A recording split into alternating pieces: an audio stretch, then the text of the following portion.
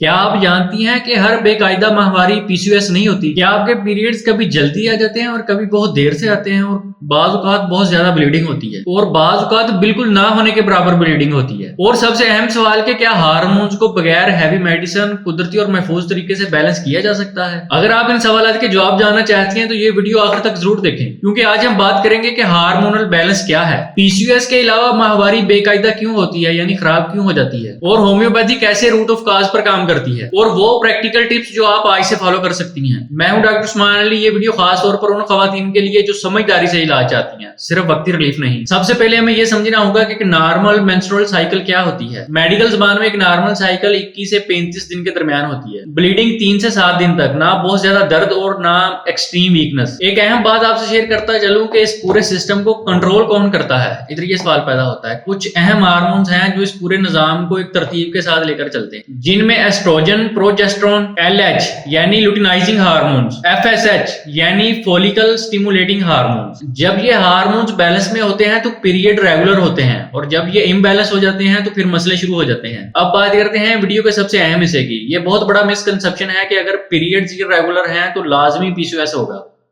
ऐसा हरगिज नहीं है, ये हमेशा दुरुस्त नहीं होता है। कुछ कॉमन काजेस हैं जो आपके पीरियड्स को इर्रेगुलर कर सकते हैं। इनमें जो सबसे अहम काज है वो है stress. Chronic stress cortisol hormones को बढ़ा देता है जो रिप्रोडक्टिव सिस्टम को सप्रेस कर देता है, इसलिए ज़हनी दबाव से बचना बहुत जरूरी है। दूसरा जो सबसे बड़ा काज है वो है थायराइड प्रॉब्लम्स। हाइपोथायराइडिज्म पीरियड को डिले कर देते हैं और हाइपरथायराइडिज्म फ्रीक्वेंट ब्लीडिंग जारी कर देते हैं। तीसरे नंबर पर जो बड़ी वजह है वो है एनीमिया, खून की कमी। आयरन डेफिशिएंसी से यूट्रस वीक हो जाती है। 4 नंबर पर जो काज है वो है weight issues, extreme weight loss and obesity. अगर आपका वजन दिन ब दिन बढ़ रहा है या कम हो रहा है तो ये भी आपको हार्मोन इशू हो सकता है। 5 नंबर पर जो काज है वो है डाइजेस्टिव एंड लिवर इश्यूज। अगर आपका लीवर स्लगिश हो तो यह हार्मोन्स को इम्बैलेंस करता है।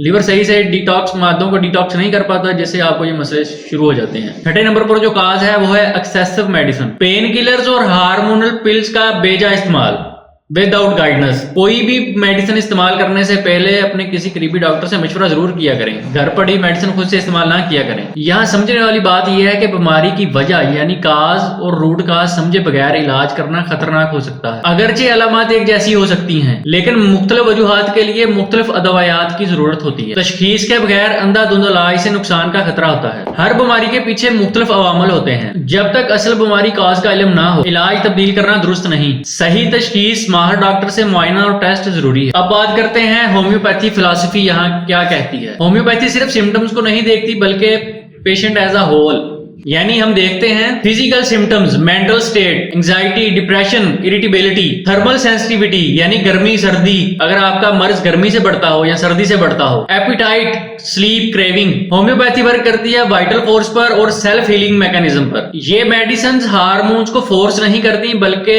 बॉडी को सिग्नल देती हैं कि हार्मोन्स को बैलेंस की, इसलिए इसे कहते हैं gentle, safe and deep acting system.